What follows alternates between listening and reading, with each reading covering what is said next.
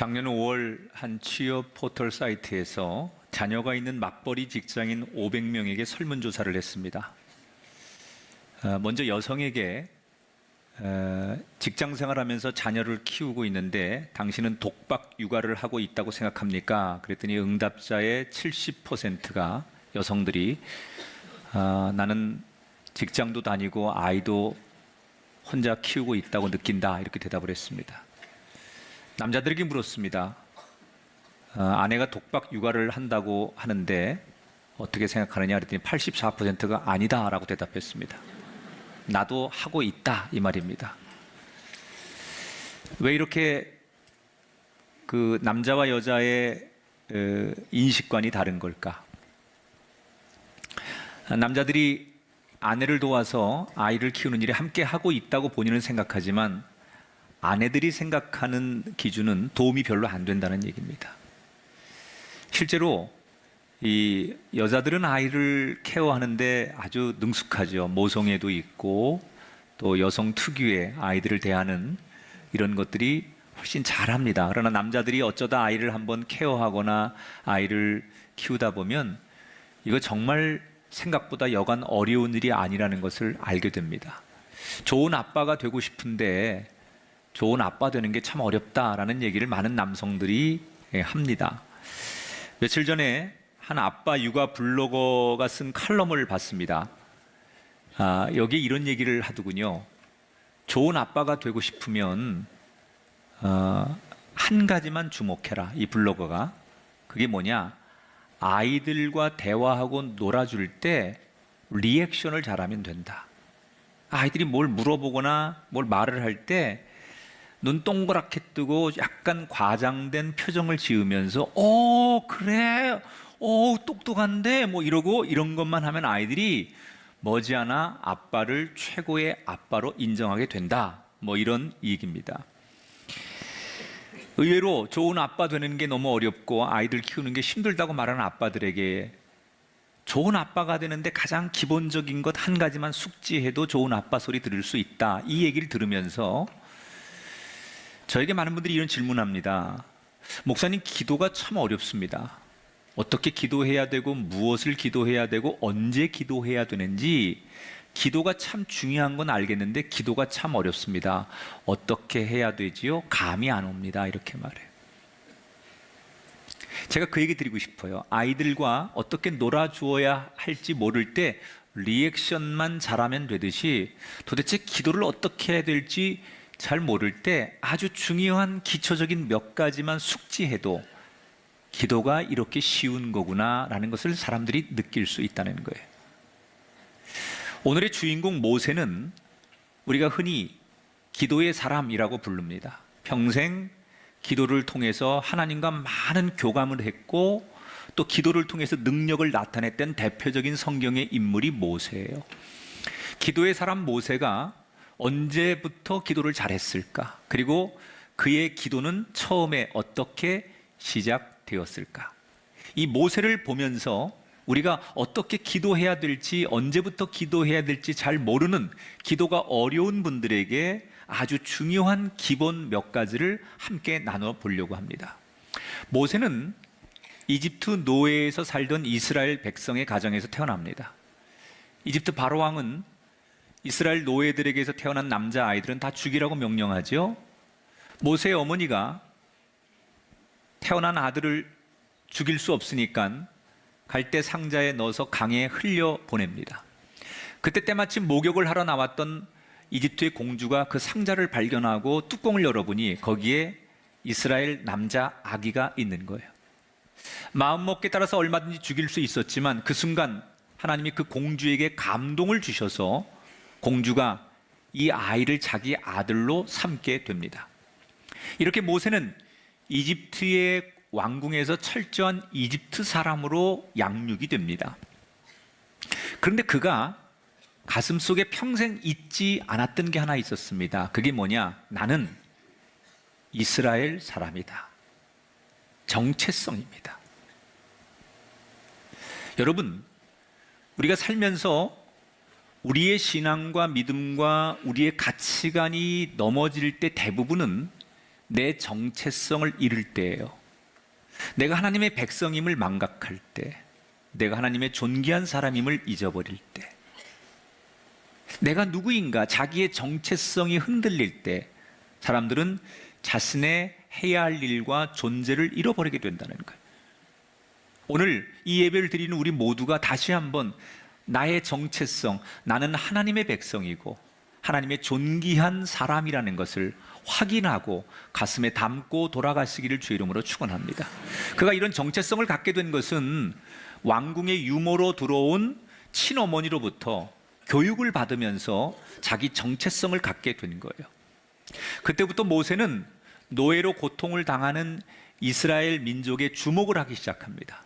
그리고 그들의 신음소리와 눈물에 함께 아파하고 공감하며 그들의 고통을 어떻게 도와줄 수 있을까 가슴앓이를 하죠, 모세가. 그러다가 어느 날 40살 된 청년의 나이에 이스라엘 민족을 괴롭히던 애굽의 관리에게 분노해서 그를 몰래 죽이게 됩니다. 결국 이 사건이 발각이 되면서 모세는 도망칠 수밖에 없는 신세가 되고 그동안 자신이 누렸던 모든 권력을 다 포기하고 시내의 광야로 들어갑니다. 그 광야 너무 막막할 뻔했는데 다행히도 이드로라는 미디안 제사장의 딸을 만나서 결혼을 합니다. 그리고 그때부터 처가살이를 하면서 양을 치며 삽니다. 그가 왕궁에서 살던 그때와 광야로 가서 처가살이하며 양을 치는 목동의 삶은 완전히 180도 다른 삶입니다. 그러나 모세는 이때가 가장 행복했다고 말해요. 왠 줄 아십니까? 가난했지만 걱정할 일이 없었기 때문에. 사람에게 최고의 은총은 평안한 거예요. 걱정 없는 거예요. 그렇게 좋은 집에 살면서도 왜 밤잠을 못 자십니까? 그렇게 맛있는 걸 먹고 좋은 걸 보면서도 이 벚꽃이 활짝 핀 이 봄날을 보면서도 왜 웃지 못하십니까? 무슨 근심과 무슨 걱정과 무슨 생각이 그리 많기에. 아무리 돈이 많은들, 아무리 세상에 큰 일을 한들 걱정과 근심이 있는 사람은 불행한 거예요. 그래서 하나님이 우리에게 주시는 최고의 은총 중에 하나는 우리에게 평안을 허락하시는 거예요. 가난하지만, 우리가 병들었지만, 아니 우리 뜻대로 되지 않는 삶이지만 내 마음에 주의 평화가 임할 때, 그것은 하나님이 우리에게 주시는 최고의 은총 중에 하나인데, 오늘 예배하는 여러분 가운데 주의 평화가 임하게 되기를 주의 이름으로 축원합니다. 너무너무 행복했어요. 그렇게 평범하게 그러나 행복하게 살았던 모세가 40년을 그렇게 살던 어느 날, 그의 나이 80살이 되었을 때 그의 일생을 바꾸어 놓는 결정적인 사건 하나를 만나게 됩니다. 어느 날 양떼를 이끌고 그가 호렙산이라는 곳을 가게 됩니다. 흔히 신의 산이라고 불리는 이 호렙산은 쉽게 말하면 바위로만 구성되어 있는 돌산입니다. 이 광야는 일교차가 심하기 때문에 굉장히 건조합니다. 그래서 가끔 자연 발화가 일어납니다. 강렬한 햇살이 계속 내려찌다 보면 이 모래나 돌들과 자연 마찰이 일어나서 발화가 일어납니다. 그래서 이런 그 돌산 같은 데는 풀이 한 포기를 찾을 수 없는 곳이에요. 그래서 보통 이 목동들이 양들을 데리고 이런 돌산을 갈 리가 없습니다. 그런데 그날 모세는 왜 이 돌산을 가게 된 걸까? 두 가지를 학자들은 추측합니다. 하나는 지나가는 길목이었기 때문에 갔을 것이다, 이렇게 말하는 학자도 있고, 또 하나는 그 당시 워낙 가물었기에 다른 곳에서 풀을 찾을 수 없으니까 평상시에 가지 않았던 돌산이라도 혹시 풀이 있을까 해서 찾아갔을 것이다. 아무튼 모세는 아주 우연치 않게 평상시에 가지 않는 돌산에 양들을 데리고 가게 됩니다. 여러분, 지금 모세가 의도했던 의도하지 않았던 아주 우연하게 왔던 이 호렙산에서 그가 평생 자기 눈을 뜨고 믿을 수 없는 너무 놀라운 광경을 목격하게 되지요. 자, 3장 1절 2절을 같이 읽어봅니다. 모세가 호렙의 이름에 그가 보니 떨기나무에 불이 붙었으나 그 떨기나무가 사라지지 아니한지라. 자, 떨기나무에 불이 붙은 것까지는 뭐 자연 발화가 일어날 수 있으니까 그렇다 치더라도 불이 붙었는데 나무가 안 타는 거예요. 보통 불이 붙으면 장작들에서 막 소리가 나면서 그 장작들이 다 이렇게 타야 되잖아요. 그런데 불이 붙은 나무에 불은 일어나는데 나무가 안 타는 거예요. 소리도 들리지 않아요. 그리고 불이 옆으로 옮겨 붙지 않아요. 너무 희한한 거예요. 왜 하나님이 지금 모세를 떨기나무에 불이 붙은 광경을 보게 하셨을까? 이것은 당시의 상황을 보여주는 거예요. 떨기나무라고 하는 것은 이스라엘 백성들의 당시의 상황을 보여주는 거예요. 지금 애굽에서 종살이하고 있는 이스라엘 백성들, 이 떨기나무라는 것은 이 광야 사막에서 흔히 볼 수 있는 가장 흔한 버려진 나무예요. 아무도 주목하지 않는 그저 관목 중에 하나인 모든 사람들이 보고도 모른 척하고 있으나 마나한 존재, 이게 떨기나무거든요. 지금 이스라엘 백성들의 처지가 그래요. 버려진, 있으나 마나한, 누구도 주목하지 않는 종살이하는 그들의 처지가 떨기나무 같은 것이. 여러분, 하나님은 불이십니다. 그래서 보통 우리가 하나님을 만날 때 불이 임한다고 해요. 마가의 다락방에 성령의 불이 임했다고 하고, 우리가 하나님을 우리가 불로 표현합니다. 불은 뜨겁습니다. 불은 모든 걸 태웁니다. 우리의 죄악과 연약함과 냉랭함을 태우고 어둠을 몰아내서 환하게 비치는 게 불이에요. 그래서 보통 은혜를 받거나 하나님을 만나고 임재할 때 우리가 하나님을 불로 이야기해요. 보잘것없는 떨기나무 같은 이스라엘 백성들에게 하나님이 직접 그들에게 임재하셨다는 거예요. 그들과 함께 하신다는 거예요. 여러분, 때때로 우리 인생이 떨기나무처럼 사람들에게 주목받지 못하고 밟히고 버림받고 우리 인생이 아무 존재감이 없을지라도 여러분 인생에 보잘것없는 여러분의 가정과 삶의 자리에 하나님이 불로 임재하시면 거기에서 새로운 역사가 시작될 줄 믿습니다. 자, 너무 희한한 광경을 목격한 모세가 자연스럽게 희한한 광경이 펼쳐지는 그 떨기나무 앞으로 다가갑니다. 그때 떨기나무에서 음성이 들리기 시작합니다. 3장 4절부터 6절입니다. 같이 읽습니다. 모세야 모세야 하시매 그가 이르되 내가 여기 있나이다. 나는 내 조상의 하나님 아브라함의 하나님 이삭의 하나님 야곱의 하나님이니라. 자, 하나님이 먼저 모세를 부르셨어요. 그것도 정확히 그의 이름을 부르셨어요. 모세가 먼저 하나님의 이름을 부른 게 아니에요. 하나님이 모세의 이름을 먼저 불러주셨는데 대충 부른 게 아니에요. 아주 정확하게 불러주셨어요.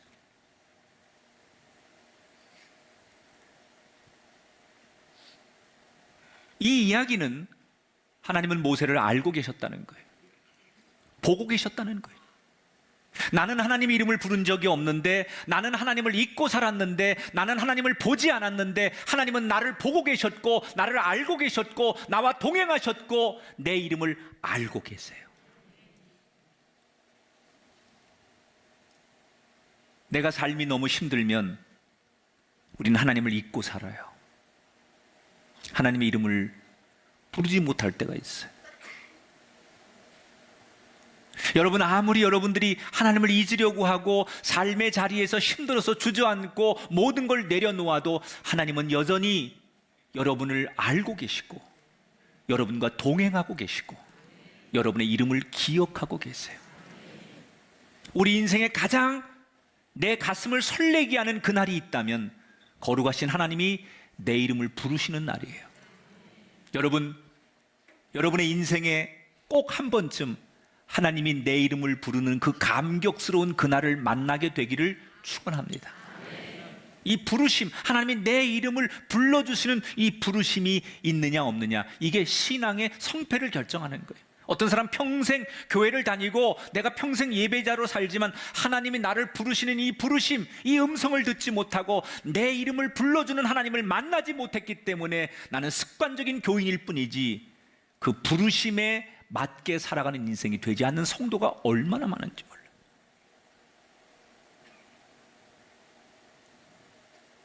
내 이름을 정확히 부르시는 그 거룩한 음성의 모세가 묻습니다. 도대체 누구십니까?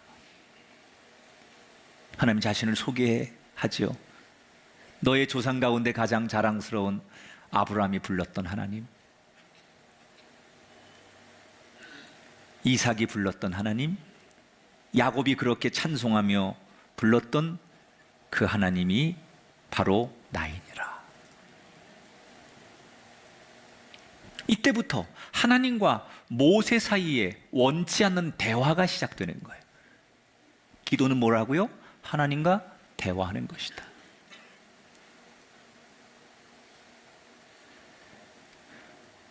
자, 여러분, 모세가 지금 어떻게 기도를 시작했습니까? 자, 이제부터 내가 여기 왔으니까 아무도 없는 이 호렙산에서 기도해야지라고 결심하고 작심하면서 기도가 시작된 게 아닙니다. 원치 않게 우연히 호렙산에 가서 뜻하지도 않게 우연히 떨기나무를 봤는데 그 우연한 사건 속에서 주님을 부르게 되고 주님께서 응답하니까 나와 하나님 사이에 대화가 시작됐어요. 우리는 흔히 내가 내일부터 기도해야지라고 결심해야만 기도가 시작된다고 생각합니다. 또 많은 분들에게 기도하자고 권면을 하면 하기는 해야 되는데 아직 마음의 준비나 상황이 여의치 않다고 얘기합니다. 그래서 기도의 필요성을 알지만 기도를 주저하고 못하는 분들이 많습니다. 이 잘못된 고정관념을 버리라는 거예요. 기도는 우리가 작심해야 시작할 수 있는 게 아닙니다. 각오하고 결심해야 되는 게 기도가 아닙니다. 생각지도 않은 우리의 삶에 일어나는 일들을 통해서, 아니 너무나 우연 같은 일들, 내가 만나는 모든 희노애락의 상황에서 하나님을 그저 그 삶 속에서 그 현실에서 찾고 부르고 거기서부터 하나님과 대화가, 작은 대화가, 신음소리가 오고 가면서부터 하나님과 나 사이의 대화, 기도는 시작된다는 거예요. 자, 이렇게 우연을 계기로 하나님을 만난 이 모세는 하나님과 대화를 계속하지요. 그런데 하나님이 이 모세를 부르신 목적이 있어요. 하나님이 우리를 부르실 때 이 부르심이라는 것은 두 가지 목적이 있는 거예요. 하나님이 나를 하나님의 자녀로 구원해 주시려고 하는 그런 은총, 또 하나는 그 은총에 머무는 것이 아니라 내가 무엇을 위해 살아가야 될지에 대한 나에게 구체적 사명을 주시는 거예요. 그러니까 부르심이 없는 그리스도인은 참 어찌 보면 힘들게 예수 믿는 거예요. 내가 뭘 위해 살아야 되는지, 내가 왜 이 직장에서 이런 일을 해야 되는지, 내가 이런 곳에서 왜 이런 분들하고 가정생활에 결혼을 했는지, 내가 왜 여기 살아야 되는지, 나를 부르신 부르심의 목적을 모르기 때문에 무엇을 위해 살아야 되는지, 어디로 가야 되는지 자기의 미션이 없으니까, 사명이 없으니까 인생이 힘든 거예요.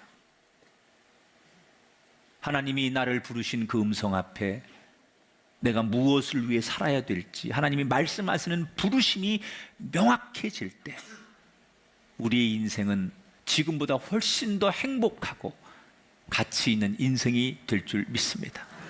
하나님이 모세를 부르신 이유는 내가 너의 민족, 너의 백성들, 이스라엘 백성들의 울부짖음을 들었노라. 그들의 고통을 보았노라. 그래서 내가 그들을 구원하려고 너를 보내려고 하니 내가 도와줄 테니 너의 민족을 구원하는데 네가 가라, 그 말이에요.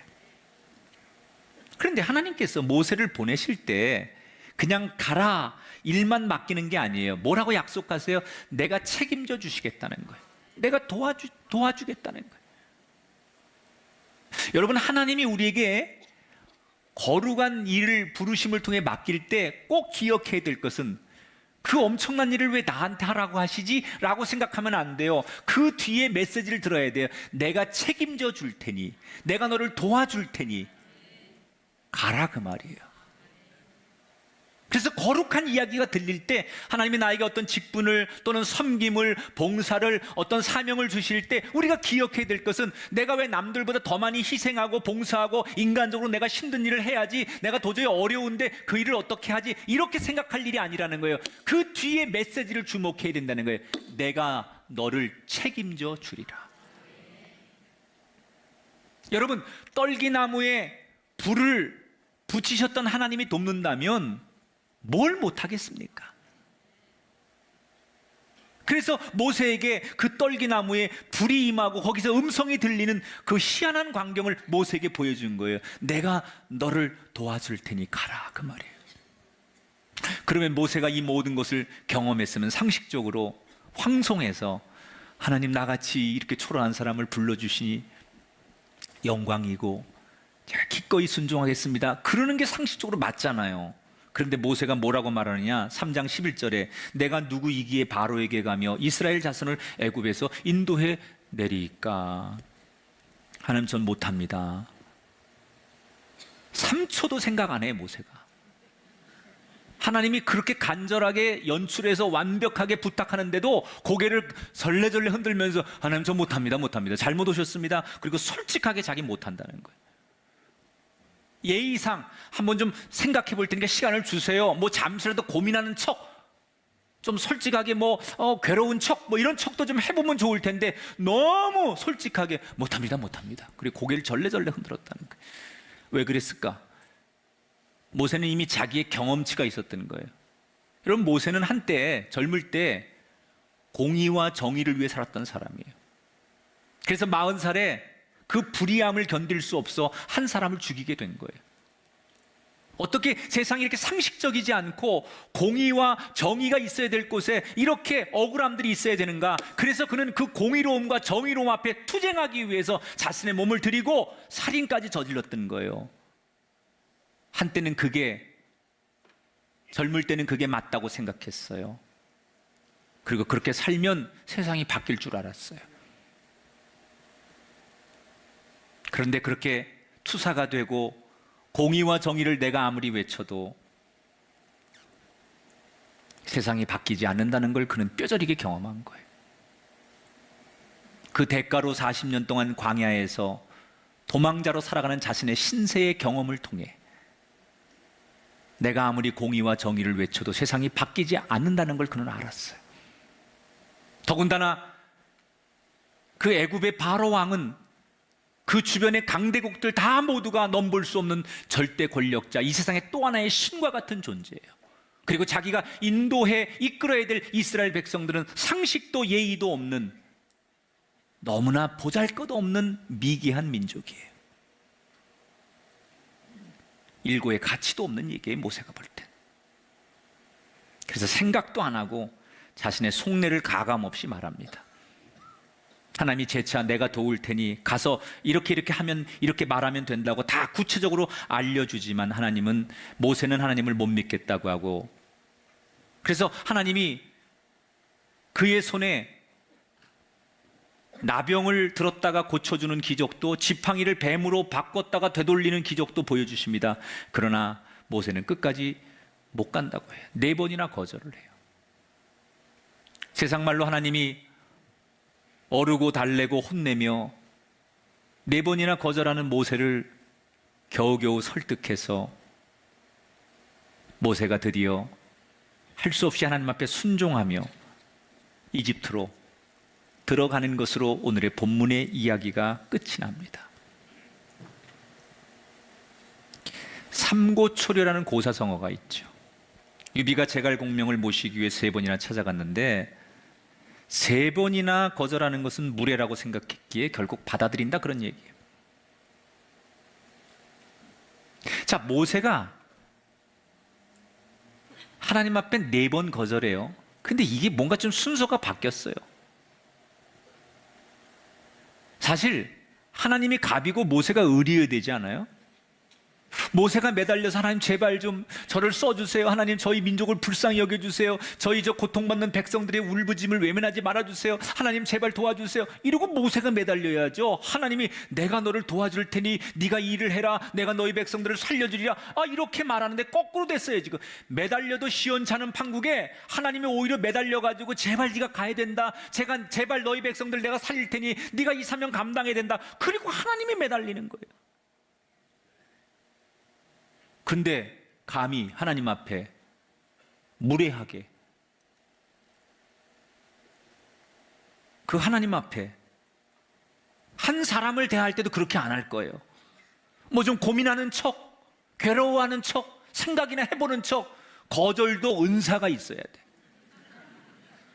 뭔가 이렇게 지혜롭게 해야 되잖아. 그런데 막 그냥 너무 단칼에 그냥 잘라서 말하니까 그냥 세상적인 눈으로 보면 이 무례함에 하나님이 참을 수 없는 지경에 이를 수도 있는 거예요. 너무나 불쾌하면 더 이상 모세와의 관계와 대화가 단절될 수도 있잖아요. 그런데 이렇게 무례하게 하나님 앞에 손살해치고 부정하고 하나님을 못 믿겠다고 하고 안 하겠다고 그렇게 부정적으로 표현하는 모세를 하나님께서 끝까지 포기하지 않으시고 그 모세를 달래고 붙들어요. 도대체 하나님은 왜 그러신 걸까? 하나님 뭐가 아쉬워서 모세가 그렇게 부정하고 모세 아니면 다른 사람을 쓰시면 되지, 다른 방법을 쓰시면 되지, 꼭 모세이어야 되는가? 왜 모세를 그렇게 편애하신 걸까? 여기에 우리가 기도를 하려고 하는 사람이 기억해야 될 아주 단순한 진리가 있어요. 기도는 거룩한 척, 은혜로운 척, 경건한 척 하지 말고 솔직하게 하는 게 기도라는 거예요. 모세는 하나님 앞에 고민하는 척, 괴로운 척, 아닌 척, 은혜로운 척 하나도 안 했어. 너무 솔직하게 표현했어요. 이게 겉으로 보면, 남들이 보면 무례한 것처럼 보일지라도 하나님 앞에만큼은 숨기고 싶지 않았어요. 하나님은 우리의 중심을 보시는 분이에요. 아무리 우리가 하나님 앞에 거룩한 척, 우리가 말끝마다 주여 할렐루야 이렇게 은혜로운 척하고 형제님, 자매님 사랑합니다 이렇게 아무리 우리가 은혜로운 척해도 하나님이 보시는 중심 앞에는 우리의 진실을 감출 수가 없는 거예요. 사람의 눈에는 그 사람이 은혜롭게 보일 수 있어요. 사람의 눈에는 그 사람이 은혜롭게 거룩하게 보일 수 있어요. 그러나 하나님 앞에는 우리가 아무리 은혜로운 척, 아무리 가식 있는 척, 우리가 아무리 인격적인 사람인 척해도 솔직하지 않으면 우리를 다 꿰뚫어 보시는 하나님 앞에는 그게 통하지 않는다는 거예요. 하나님이 보신 건 비록 무례할지라도, 형식적으로는 무례할지라도 저만큼 솔직한 사람이라면 오히려 한 번 하겠다고 결심하면 배신하지 않을 것 같은 모세의 기질을, 중심을 보신 거예요. 조선시대 27명의 왕이 있었죠. 그 중에 가장 최장기간 나라를 다스린 왕이 영조입니다. 조선 500년의 역사의 52년을 다스렸으니 10분의 1 이상을 다스렸죠. 대단히 긴 왕권을 가졌어요. 그러니까 누구보다도 많은 신하를 거쳤습니다. 영조는. 그런데 그가 거느렸던 신하들 중에 가장 신뢰했던 신하가 누구냐? 우리가 잘 아는 어사방문수 있죠. 이 실존 인물이죠. 방문수라는 신하를 그렇게 영조가 믿었다는 거예요. 신뢰했다는 거예요. 왕에게 예법을 지키지 않고 하고 싶은 얘기를 막 너무 무례하게 해가지고 어떻게 왕에게 그렇게 할 수 있느냐 해가지고 정말 어려움에 처한 경우가 한두 번이 아닌데 이 방문수는 예를 들면 이런 얘기를 했대요. 임금은 아버지고 백성은 자녀라면 왕이 그렇게 얘기하니 자녀가 아버지 앞에 가서 하고 싶은 얘기를 못하면 아버지 맞냐? 그래서 자기의 생각을 다른 신하들은 가서 머리를 조아리고 왕이니까 어려워하고 아닌 척하고 뭐 돌려 말하고 그럴 때 이 박문수만큼은 모든 걸 영조에게 있는 그대로 다 얘기했다는 거예요.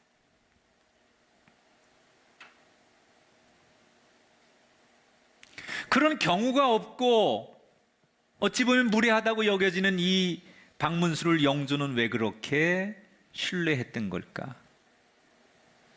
박문수가 죽은 뒤에 영조가 펑펑 울면서 고백했던 말에 그 이유가 있을 것 같아요.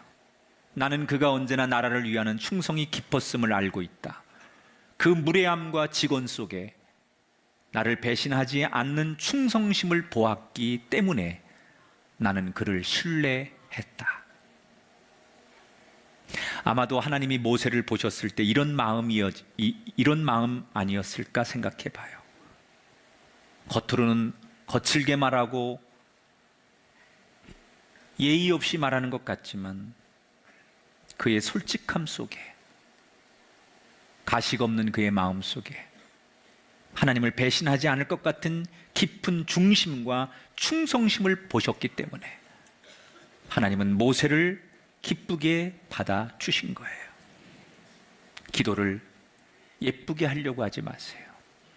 물론 공중의 기도나 회중의 기도는 우리 모두를 대표하는 기도니까 내가 하고 싶은 얘기하면 안 돼요. 그러나 개인이 기도할 때는 하나님 앞에 1대1로 하나님과 대화하는 거니까 은혜로운 척, 거룩한 척 할 필요 없다는 거예요.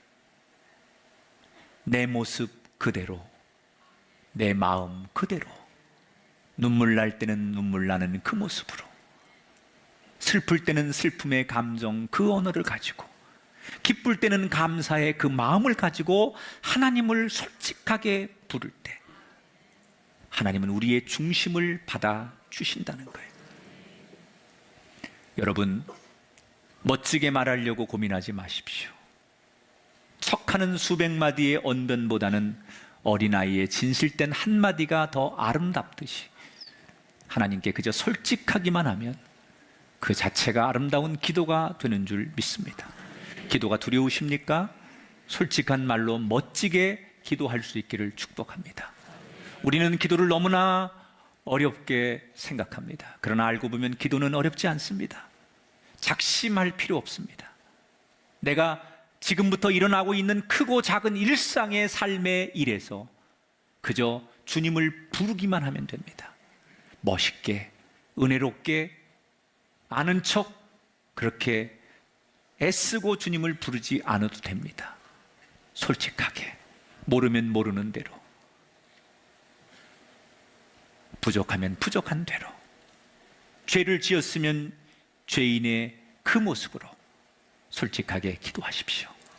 처음부터 기도 잘하는 사람은 없습니다. 다 어린아이들이 걸음마부터 시작하는 거예요. 처음부터 아이들이 나 오늘부터 걷고 뛸 거야 라고 작정하고 뛰는 아이는 없습니다. 엎어지고 쓰고 끼우뚱 수없이 넘어지며 걸음마를 시작한 그 아이가 나중에 뛰기도 하고 달리기도 하는 것처럼 기도의 걸음마를 모세처럼 시작해 보십시오. 모세도 기도하려고 해서 한 게 아니에요. 일어나는 사건 속의 걸음마처럼 하나님과의 대화가 우연치 않게 시작되었고 그것이 이어지고 훈련되고 그것을 통하여 하나님을 알게 되면서 모세는 누구보다도 평생 기도의 사람으로 한평생을 살았다는 것을 기억하시면서 저와 여러분 모두 모세처럼 우리의 기도의 걸음마가 머지않아 우리의 인생길의 아름다운 여정을 만드는 축복의 사람들이 되시기를 주님의 이름으로 축원합니다.